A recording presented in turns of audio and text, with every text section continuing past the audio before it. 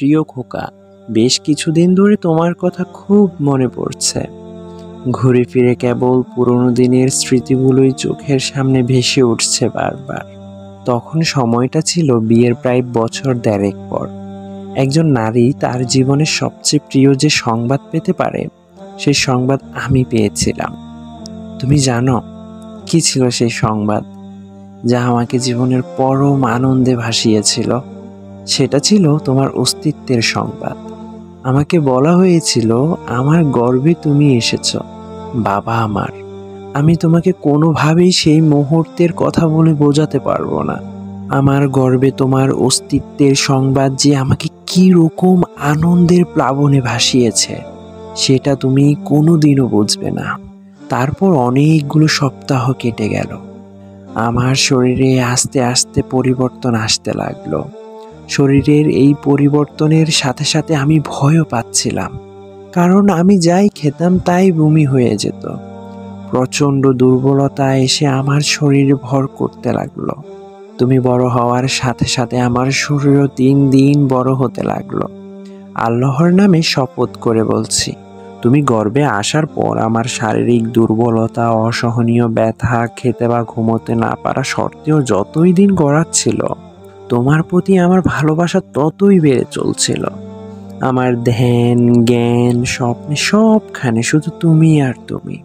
এভাবে দিনগুলো সপ্তাহ আর সপ্তাহগুলো মাসে পরিণত হতে লাগলো।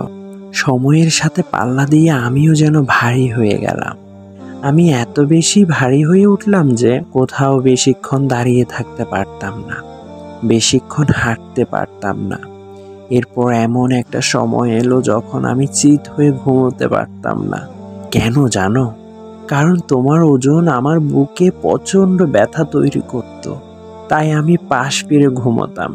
তবুও আমার ভেতর একটা ভয় কাজ করত। ভাবতাম, পাশ ফিরে ঘুমোতে গিয়ে আবার তোমার গায়ে কোনো আঘাত লাগে কিনা, তোমার কোনো ক্ষতি হয়ে যায় কিনা। সারাক্ষণ এই ভয় আমার ভেতরে কাজ করত। এই আশঙ্কা নিয়েই কত রাত আমার নির্ঘুম কেটে গেছে। তুমি জানো না কত বিচিত্র আর ভালো লাগার ছিল সেই প্রহরগুলো। এভাবেই দিন যত যাচ্ছিল, তোমার প্রতি আমার ভালোবাসা ততই বাড়ছিল। তোমার প্রতি আমি আরো বেশি মনোযোগী, আরো বেশি যত্নশীল হয়ে উঠেছিলাম। তোমাকে একটু ছুঁয়ে দেখার ইচ্ছে আমার তীব্র থেকে তীব্রতর হতে লাগলো। আমি নীরবে কান পেতে শুনতাম তুমি কোনো শব্দ করছো কিনা, নড়াচড়া করছো কিনা। যখনই তুমি নড়ে উঠতে, আল্লাহর কসম, মনে হতো আমি যেন তখনই মারা যাব। প্রচণ্ড ব্যথায় আমি কুঁকড়ে উঠতাম। আমি যেন নিজের ভেতর নিজেই গুটিয়ে যেতাম। বিশ্বাস করো, মুখের ভেতর কাপড় গুজে সেই ব্যথা আমি কত শতবার নিজের ভেতরে চাপা দিয়ে দিয়েছে। কাউকে জানতে দেইনি। কেন জানো? শুধু তোমার জন্য। এরপর একদিন সেই সময়টা এলো, সেই মাহেন্দ্রক্ষণ। সেদিন আমি এমন এক ব্যথা অনুভব করলাম যা আমি এর আগে কখনো অনুভব করিনি। এমন এক ব্যথা যার কারণে আমার মনে হচ্ছিল আমি বুঝি মারাই যাব। ব্যথার পর ব্যথা, চাপের পর চাপ, সেকেন্ডের পর সেকেন্ড, মিনিটের পর মিনিট।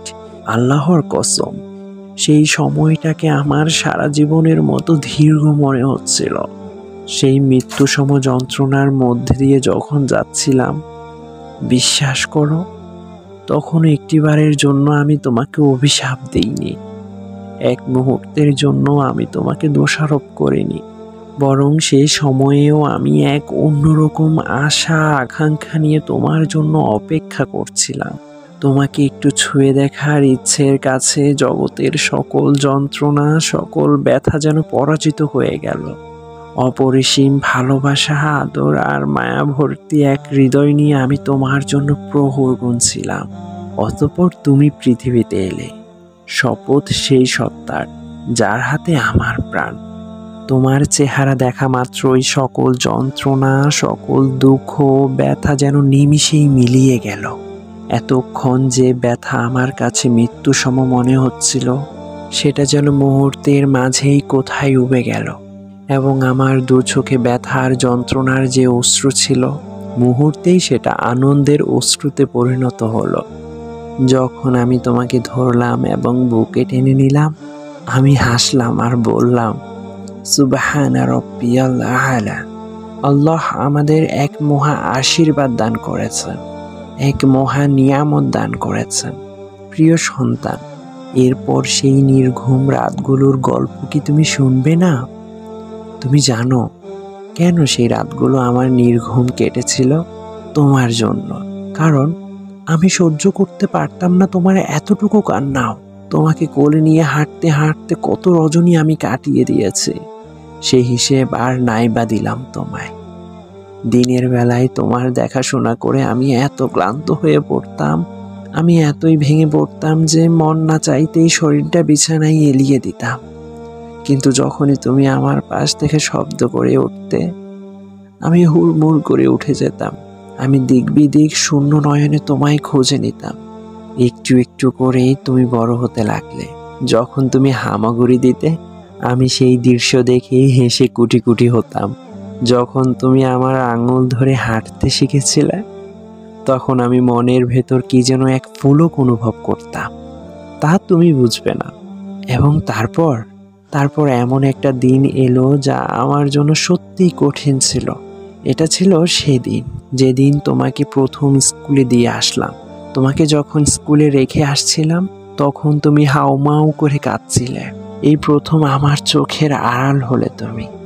বিশ্বাস করো, তোমার সাথে আমিও সেদিন কেঁদেছিলাম। তবুও সেদিন কান্নাকে আমি বাস্তবতার উপর প্রাধান্য দেইনি। আমি জানতাম এখানে তোমাকে পড়তেই হবে, কষ্ট হলেও থাকতেই হবে, এবং এটাই তোমার জন্য উত্তম। তোমার কল্যাণের কথা ভেবে আমি সেদিন আমার আবেগকে নিয়ন্ত্রণ করেছিলাম। এরপর বছরগুলো দ্রুতই কেটে গেল এবং তুমি সেই স্কুলে বড় হয়ে উঠলে।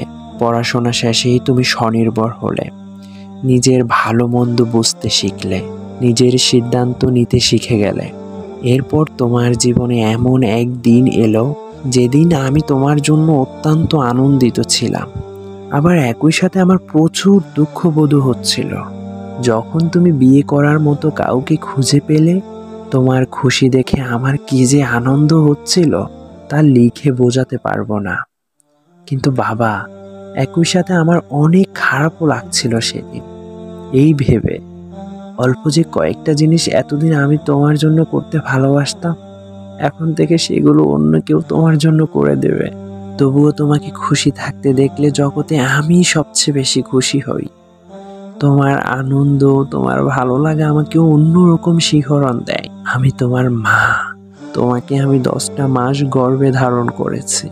এক মৃত্যু সম ব্যথা, যন্ত্রণা আর কষ্ট নিয়ে আমি তোমাকে দুনিয়ার আলো দেখিয়েছি। বুকের দুধ খাইয়ে তোমাকে বড় করেছি।